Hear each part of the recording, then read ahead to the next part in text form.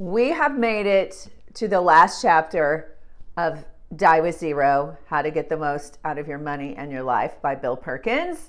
I hope you have enjoyed this. We are now at chapter 9, and this talks about, now that he's told you all these rules, and you've kind of gone through and figured out your peak time to start spending down your money and things like that, all your bucket list of things you want to experience before you die. Now it's about be bold, not foolish.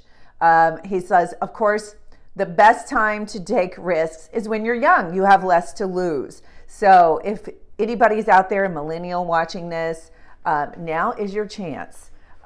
Because he says that, of course, when you look at people who are incredibly wealthy, they did riskier things when they were young, like Mark Cuban, and they are reaping the benefits of that. So what in the world is going to hold you back from putting this book into action? It is generally fear. So he talks about this. He goes, people are more afraid of running out of money than wasting their life.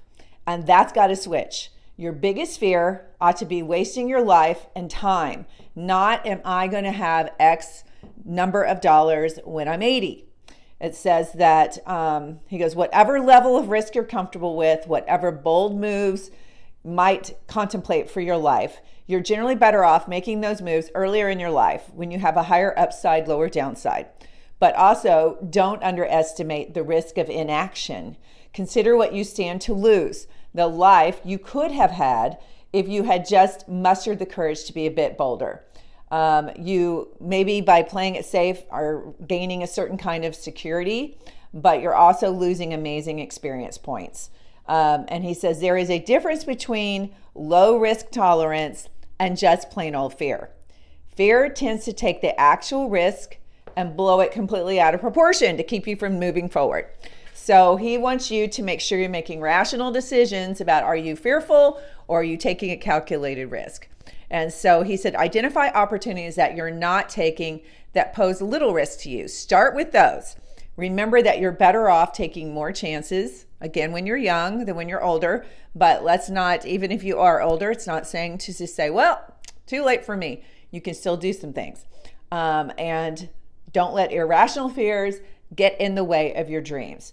Realize that every moment you have a choice. The choices you make reflect your priorities, and be sure that you're making those deliberately and not just letting life happen to you. In the end, the business of life is about the acquisition of experiences and memories. So what are you waiting for? Tonight, I'm going to go make a memory. I'm going to the Hellbender River event over in Germantown with some friends.